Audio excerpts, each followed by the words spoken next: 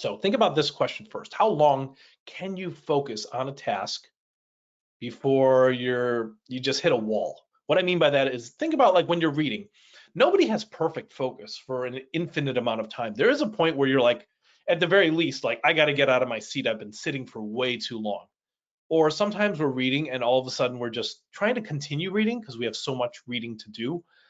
But we're like, I just can't focus anymore because I've been reading so long. So we do need breaks. There is a point, a certain amount of maybe minutes where your focus drops off a cliff. I'm wondering, what do you think that might be?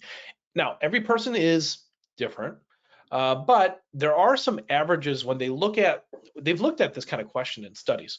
For example, some studies look at how long can someone do a repetitive task before they start doing it much less efficiently, or how long can someone read before they're just like can't focus anymore, their comprehension drops like a rock. They do find that that number tends to be on average around 25 minutes. Now, I'm saying on average because I don't want to say that this is the one number that applies to you and every other single person, because it is different for each person. But if we know that the average is around 25 minutes, that means that if you try to study for an hour straight, probably not a good idea, unless you think you have extremely high levels of focus. I know for me, studying for an hour straight, I wouldn't do it. I wouldn't read for an hour straight. If I had to work on a repetitive task, I wouldn't do it for an hour straight. I would break it up into these 25 and 5-minute chunks of rest. They sometimes call this the Pomodoro Technique. That's where you alternate between 25 and 5. This is 25 minutes of focus, 5 minutes of break. Let me explain what I mean by the Pomodoro Technique and why is it called the Pomodoro Technique. This Italian student years ago coined the term. He had a little kitchen timer and it was shaped like a tomato, and in Italian, tomato is pomodoro. And he noticed when he set it for 25 minutes and then taking a 5-minute break that he could study more effectively if he kind of alternated between 25 minutes of focus and 5 minutes of a break. Now, again, this is not to say that it's the same for everyone, but this does give us a kind of a something to model off of. It's good to take mental breaks, just like you would take physical breaks. If you were exercising or playing a sport, I mean, your muscles can only last so long before you really need to give them a break. And if we don't, you risk injury, or you risk just, I don't know, I grew up playing basketball. If you're too tired, that's going to affect your game.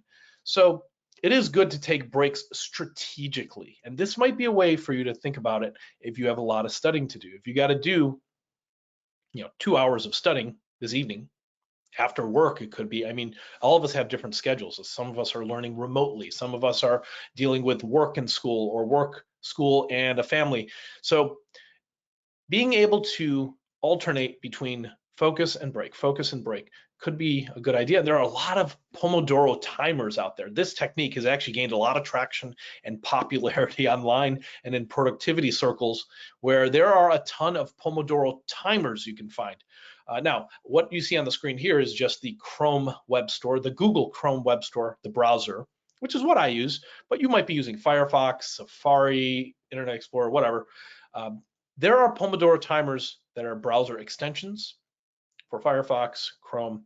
There are Pomodoro timers that are on the Android marketplace, the App Store for iPhones, and you can just search Pomodoro timer and you'll find them. Or you could really just use the timer in your alarm clock application.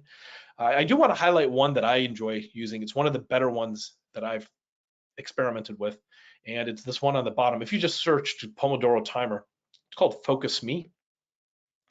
The link to this is very long, so I simplified it for you. And if you go to this link right here, irisreading.com/Pomodoro timer, that's where you can find the link. Actually, let me show you in the browser what I mean.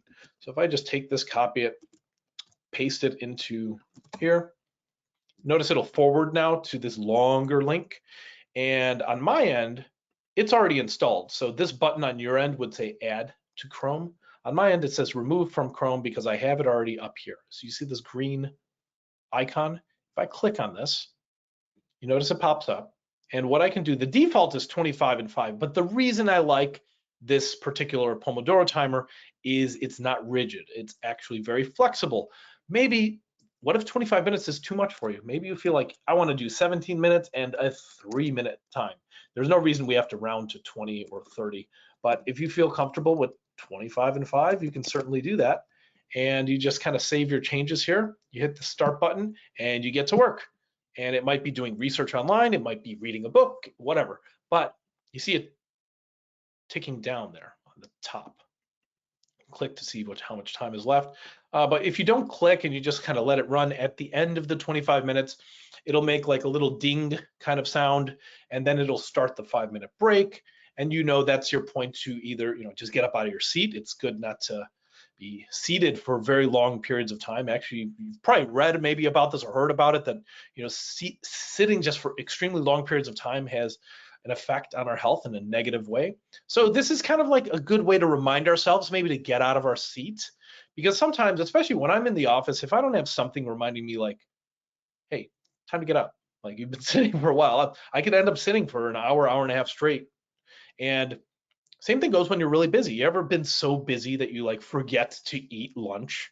That happens to a lot of people. So it's good to have these little reminders like, okay, time to take a break, and then you get back to it.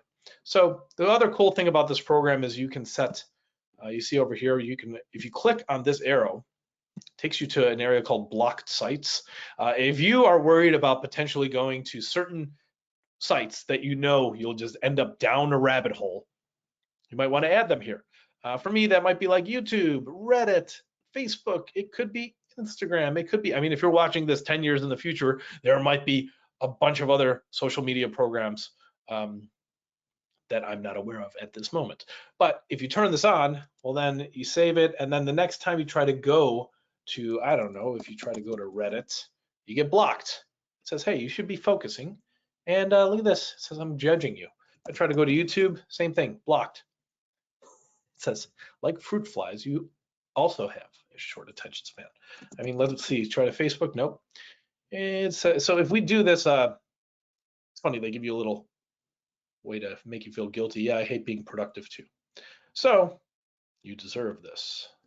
Anyway, something you can do. I like this one. Remember when you were working on that thing just now?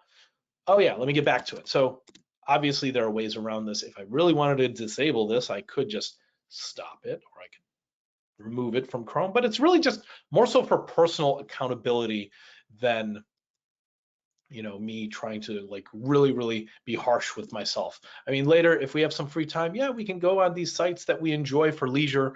But if we're trying to be productive, we know sometimes these sites can be very useful, or they could be detrimental to our productivity.